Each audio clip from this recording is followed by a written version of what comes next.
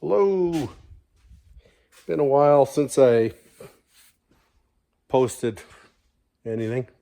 That seems to be becoming a theme. So, anyways, what have we been up to? The old impaler here. I was putting a 12 bolt diff together for it. Well, obviously it's in. It's back on its wheels. Had it. It's running, driving. Took it out for a twist. 307 gear in the back. It's not too bad. The weather's kind of gone sideways. Well, it's maybe more representative of Alberta weather this time of year. We've been pretty lucky. We made her to, well, there's still really no snow accumulation on the ground, but we made her. It's kind of like we're excited if we can make her to Halloween with no snow. And we did. I think Edmonton got a little shot last night, but nothing that really stuck. Anyways, all right, let's have a look under here. So hopefully we'll see if it shows up. 12 bolt is in. Looks not too bad. It's not powder coated, it's just painted.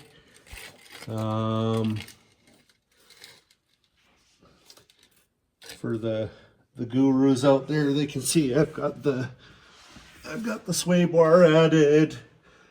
I boxed the lower trailing arms, new brake lines. It's pretty clean under here, I guess. For drive shaft sticks out. I gotta clean that up, but I could do that later on. Anyways, yeah, there's just a little bit of the underside there. Looks not too bad. Got a little bit of, pulled the wheel opening moldings off, so we can, you see we got a little bit of rust to deal with here, but I guess for a 1970 car, it's maybe not too bad.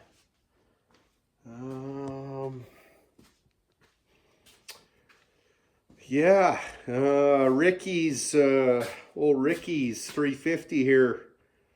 That's going to be the next. We'll be getting going on this, getting her tore down. Actually pretty clean inside anyways, from just a quick glance with the intake off, but it's just going to be a stock rebuild. And then over in this corner, we got Team Buick. Ooh, look at this. She's pretty complete. It's 1970 455. Keep your GM all GM. Yeah. So that's probably, I don't know if we're gonna fire it up on my stand or if it's going to the dyno, or I imagine we'll end up doing something with it. Maybe he'll find a car to put it in. Maybe we'll shoehorn it into a little Vega. Anyways, yeah, that's got finally that kind of all together for the most part. A few little odds and ends, pulleys and things like that. And then over in Team Dodge, Team Smodge. So here we got Porter's 360. As you can see, it's basically, look at these headers, they beautiful. They're just raw steel. I was telling him he should send them out and get them ceramic coated. I think that would be the way to go. But anyways, yeah, we had a few little things to get through on this. We had to clearance the block for the hydraulic roller lifters. Kind of a different setup on this particular engine. The tie bars, I know it's sealed up now, but I think I showed it prior videos. But basically, yeah, she's ready. Distributor's in. We've got a good break-in oil. She's primed. And when I was spinning it over with the drill, it was oiling very well. In fact, you can probably see the stains on the booth here. We had the valve covers off, and just with the drill there, it was pumping oil right out. So anyways, that's a good sign. And this engine is going on the dyno. Woohoo! So, any guesses on what it's going to make?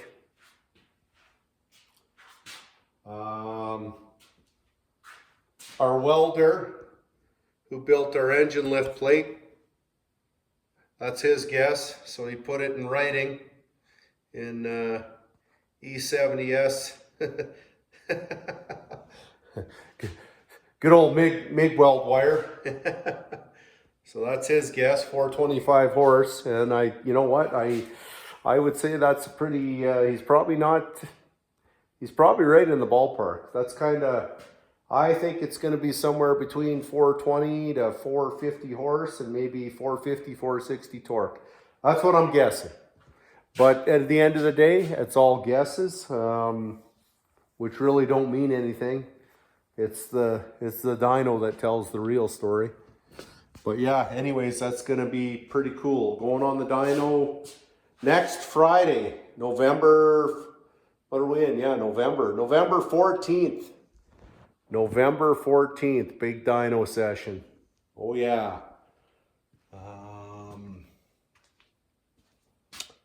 Gonna see if I wrote down or if I got the cam card. Just to give people a rough idea. Anyways, I'd have to dig out the exact specs, but it's a hydraulic roller cam. It's somewhere in that, it's right around 550 lift, 540, 550 lift. It's a 230, 236, I believe. Duration at 50 thou on a 110.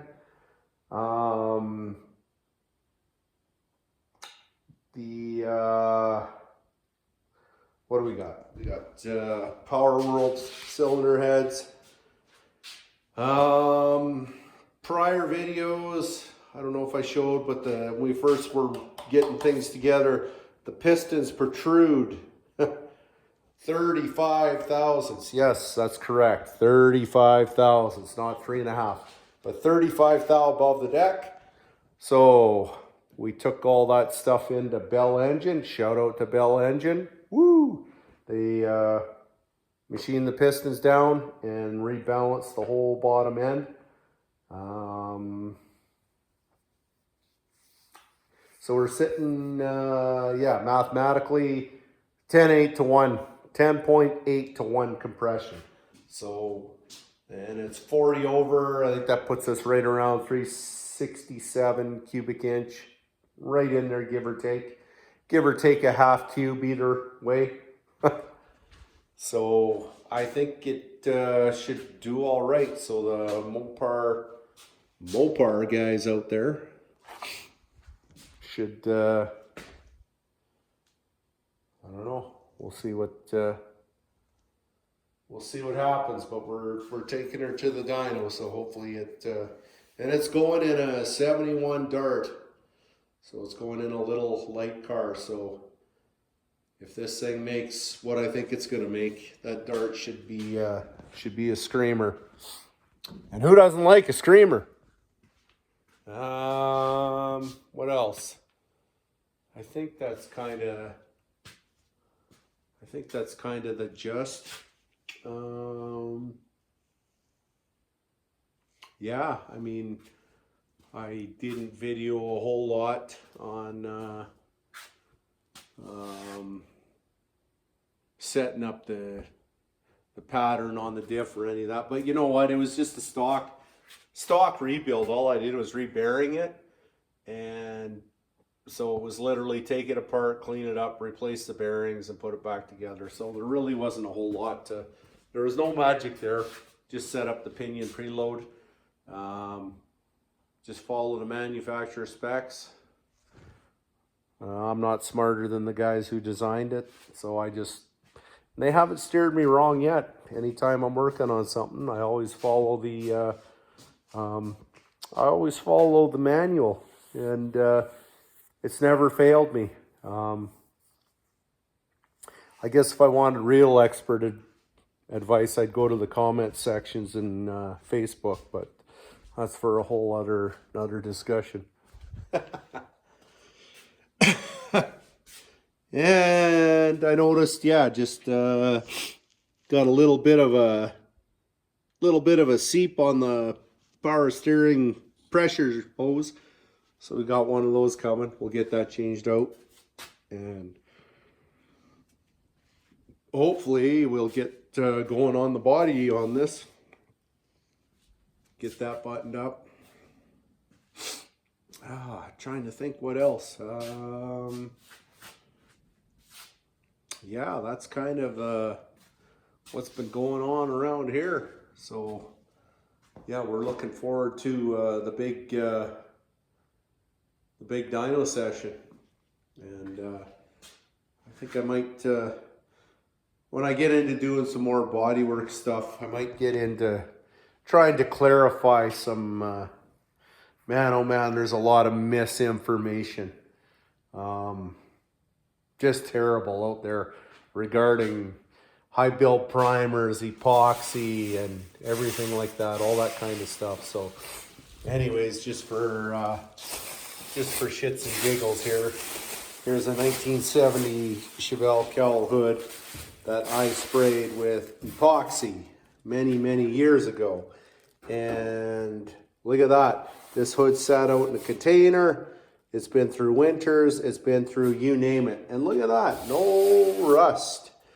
And now, again, I will say this. Not getting too much into it now, but epoxy,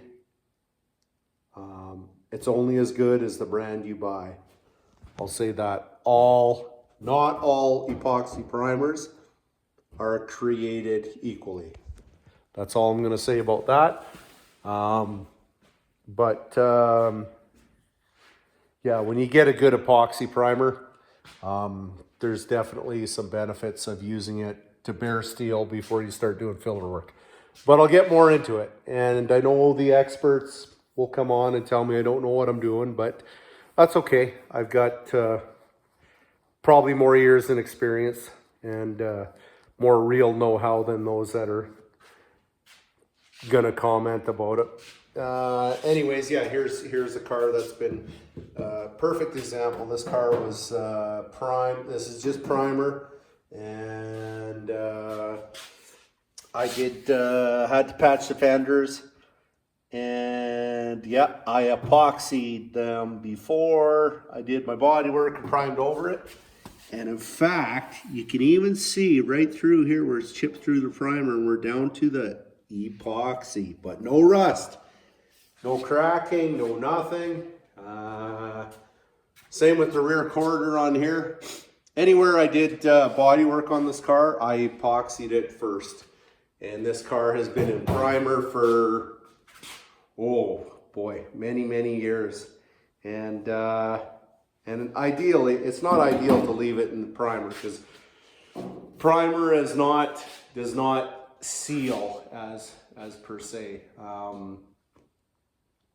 but pretty good indication that the epoxy underneath is doing its job. There's more to it. I'm not going to go on about anymore. It's just funny. It's just funny when you go take technical training. You got years of experience to back it up, and not just some wannabe that pretends to. And I know I'm sounding like a know-it-all. I don't mean to be sounding like a know-it-all. Because do you have to absolutely epoxy everything? No, you don't. You can put filler to clean properly prepped bare steel. There's nothing wrong with that. Yeah, just get a few people wound up about it now, and then for those that want the real technical, I'll post another video. I'll show why I'll show why I like using epoxy when it is a good quality. Anyways, enough ranting about that. Back to just cars in general.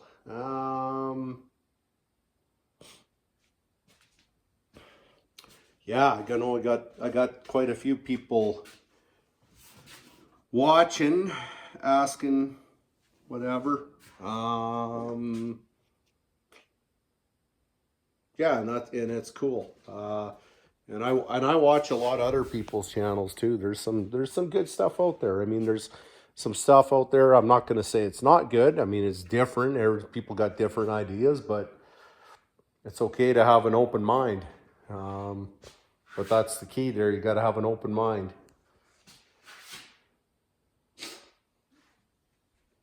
So that is, I guess, about it for tonight. Check out that shiny balancer. We'll next time Team Buick's around, I'll let him talk about that. He can discuss the pricing too. But it is a nice piece. But it's just the way it goes. I got some cylinder heads back from a machine shop, a different machine shop, track cylinder head here in Edmonton. So I had them replace the guides and the valves. So I haven't even unwrapped and looked at those. We'll take a better look next time. They do top-notch work. There's not too many guys left in Edmonton area, but the ones that are left are I guess we're fortunate while they're still here. They do top-notch work. It's getting less and less, so there's going to be some places closing the doors, and I just don't know that there's the younger generation that's really getting in and keeping the ball rolling. So I guess we'll just see what happens. See what happens going ahead.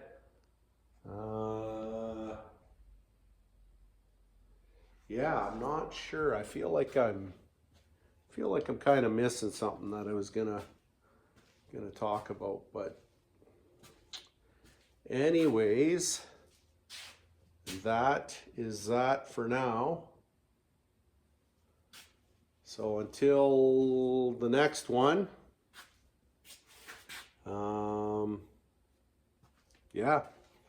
till the next one, keep on keeping on. Take it easy. And Rick, I know you're going to be watching. And say hi to the wife. Hey, Melissa. I promise I'll be getting going on your engine here. We're going to tear it down. We'll take a good look at it, and we'll get her all sorted out for you. So, anyways, guess the numbers on the that's what I'm curious. I'm curious to post in the comments. I want to know what you think the numbers are. What's this Smodge gonna make for horsepower and torque? And he's got an 800 Edelbrock carb to go. That's what he's running on it. And I know right away everyone's going, oh, it needs a Holley 750. It needs this. It needs that. Well, maybe so, but the fact of the matter is it's getting run with an 800 Edelbrock carb. So that's it. Again, hydraulic roller cam, 10:8:1 compression.